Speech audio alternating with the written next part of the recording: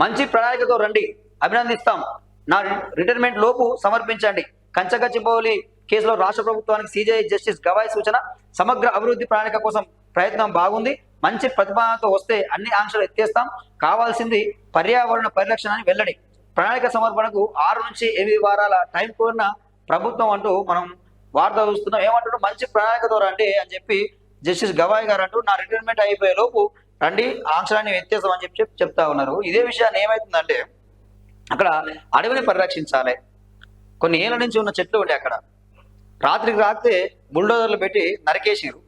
అది కాకుండా ఏం చేయాలి, ఏమంటా ఉన్నాడు, మంచి ప్రణాళిక ద్వారా అంటే టైం ఇస్తా ఉంది ఇక ప్రభుత్వానికి. అక్కడ పర్యావరణ పరిరక్షణ ఉండాలంటే మీరు చెట్లు పెంచండి అని చెప్తా ఉన్నది. అది ఇక్కడ ఏంది, ఆల్రెడీ డెవలప్మెంట్ కొంత భూమి ఇచ్చిండు. అది ఇక్కడ ఏమవుతుంది, కొన్ని ఎకరాలు కొంత భూమికి అడవి ప్రాంతంగా అంటే చెట్లు పెంచడానికి, కొంత భూమి డెవలప్మెంట్కు ఇచ్చే అవకాశం అయితే కనిపిస్తూ ఉంది ఇక చూడబోతుంటే.